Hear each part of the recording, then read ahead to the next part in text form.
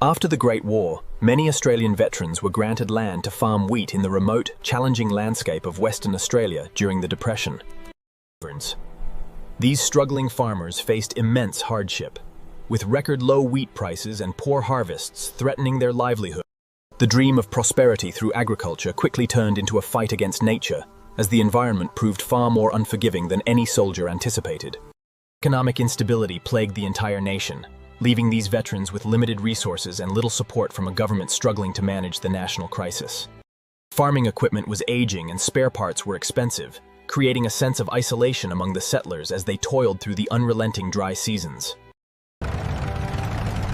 The isolation of the Western Australian outback meant that these farmers relied solely on their own ingenuity to. Specifically in the Campion district, the settlers prepared their fields, unaware that a bizarre and overwhelming ecological threat was already gathering in the distance. They expected droughts or perhaps fires, but they were entirely unprepared for a migration of feathered giants that would soon descend upon their farms. Whispers began to spread across the settlements about large flocks of birds spotted moving inland, heading directly toward the carefully planted rows of wheat. Tracks were discovered near the fences, deep and numerous, indicating that a massive force was approaching the vulnerable crops under the cover of darkness. The fences, designed to keep out rabbits and pests, proved completely ineffective against the sheer size and weight of the animals approaching the fields. The stage was set for a confrontation unlike any other in history, as the farmers prepared to defend their livelihood against an impossible adversary. In late 1932, nearly 20,000 emus migrated from the interior towards the coast, driven by thirst and a massive search for food sources. The birds possessed an uncanny ability to navigate around obstacles, effortlessly finding weak points in the perimeter defense. They began to feast upon the ripening wheat, trampling twice as much as they consumed, causing catastrophic destruction to the year's potential crop yields. Desperate attempts to scare the birds away using noise and waving flags failed, as the emus showed little fear of the human settlers nearby. Desperate attempts to scare the birds away using noise and waving flags failed, as the emus showed little fear of the human settlers nearby. The birds broke through every barrier, showing strength that left the farmers in absolute awe and terror at the sheer scale of the invasion. Spartids. Water supplies were also depleted rapidly, leading to secondary conflicts between the settlers and the wildlife, as both Spartids. Water supplies were also depleted rapidly, leading to secondary conflicts between the settlers and the wildlife, as both. The government saw an opportunity to demonstrate support for the veterans, agreeing to deploy armed soldiers equipped with machine guns to cull the pests. Major G.P.W. Meredith was placed in command, given authority to lead the operation with soldiers and thousands of rounds of heavy ammunition supplies. The arrival of the military force brought a glimmer of hope to the region, as the farmers watched trucks unload the heavy weapon crates. They were equipped with Lewis guns, powerful automatic weapons intended to make short work of the avian invaders threatening the prosperity of Western Australia. The commander held a briefing, emphasizing the need for precision as they headed into the scrub to face the massive, unpredictable flock. The mission commenced under a hot sun, with soldiers patrolling the scrubland looking for signs of the main flock near the wheat farms. Patience was tested as the landscape proved treacherous for the trucks, which struggled to navigate the uneven terrain and deep ruts of the outback. Scouts finally spotted a small group of emus in the distance, prompting the command to move quickly toward the encounter point with the machine guns. The chase began with intensity, as the vehicle attempted to close the distance before the birds could disappear into the thick cover of the scrub. However, the birds proved unexpectedly fast, keeping well out of effective range, forcing the soldiers to pursue them across the difficult, uneven bush landscape. When the soldiers finally got close enough, the birds split into small groups, making it nearly impossible to target them effectively with the mounted weapons.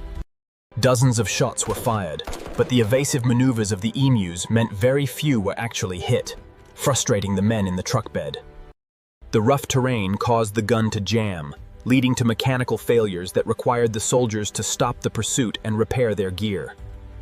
The commander watched the flock regroup a safe distance away, realizing that this mission would not be the easy success he had initially envisioned. They seemed to be mocking the soldiers, standing just out of reach while the men tried to fix the weapon and plan their next move. Reloading took precious time, during which the flock seized the chance to move even further into the thickets, where the truck could not possibly follow. The first encounter ended with negligible results, as the birds vanished, leaving behind only the dust and the exhausted soldiers in their parked truck. Major GPW Meredith returned to base, already planning a new strategy to counter the incredible agility and intelligence of the feathered adversary he faced. Days later, they tried an ambush, positioning the soldiers near a waterhole where they expected the massive flock to return for their afternoon drink. Silence hung over the area as they waited, muscles tensed and eyes glued to the horizon, waiting for the birds to enter their fatal trap. When they finally arrived, they seemed suspicious, hesitating before approaching the water, which forced the impatient soldiers. The chaos was immediate, as the emus scattered in all directions, running at speeds that made it nearly impossible for the soldiers to track their movement. Again, the weapons jammed at the most critical moment, leaving the soldiers exposed and frustrated as the birds outpaced their efforts to clear the mechanical failures. They abandoned the truck to pursue the flock on foot, but the rugged, uneven ground made it impossible to maintain a steady aim while running forward. Emus displayed remarkable endurance and speed, easily outdistancing the soldiers, who were quickly becoming exhausted by the intense heat and the relentless, difficult terrain. The commander realized they were being outmaneuvered, as the flock utilized the landscape to stay ahead of the patrol at every single turn today. They stopped periodically to regroup, seemingly aware that the humans could not match their stamina as the sun reached its zenith in the clear sky. The ammunition supply was dwindling rapidly, yet the actual success of the operation remained minimal, creating a growing sense. With significant resources expended for minimal results, the situation was becoming a major embarrassment for the military command. Morale plummeted as the realization dawned that they were fighting a war they could not possibly win against such a vast, elusive, and resilient avian army. The birds seemed to grow bolder, returning to the wheat fields almost immediately after the soldiers withdrew. The farmers looked on with bitterness as the military intervention failed to protect their harvest, leading to deeper resentment and calls for further government action immediately.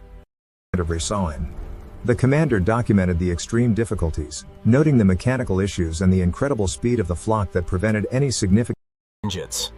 Every attempt was met with new challenges, from broken equipment to the sheer logistics of moving heavy weapons across the remote. The operation was clearly failing, as the military found itself outmatched by nature, despite having the firepower that should have ensured a swift, decisive victory easily.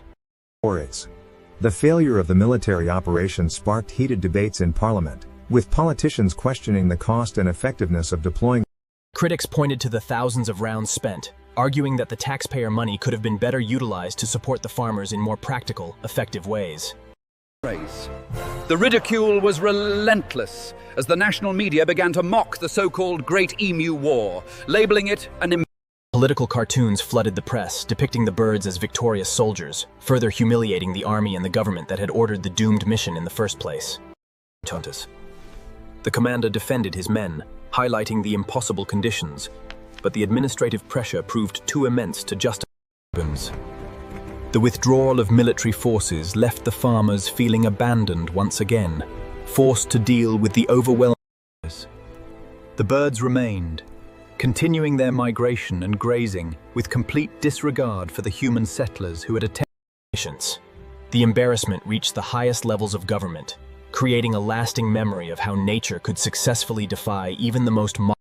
Though they failed to cull the flock, the operation brought national attention to the plight of the struggling wheat farmers during the heart of the Great Depression.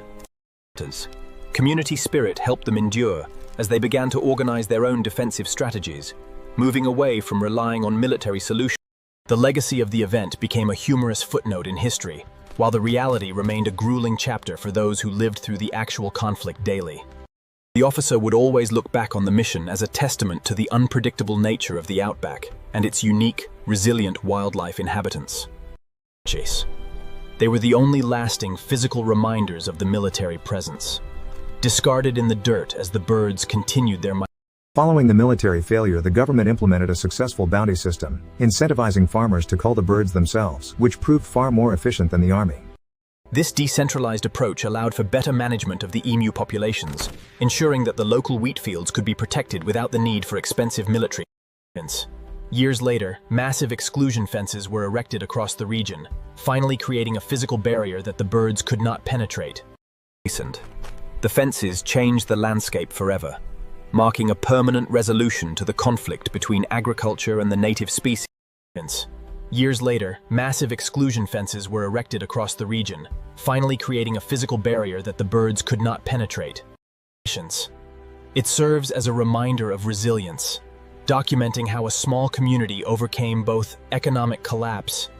The story of 1932 remains an essential piece of Australian history, capturing the spirit of struggle and the eventual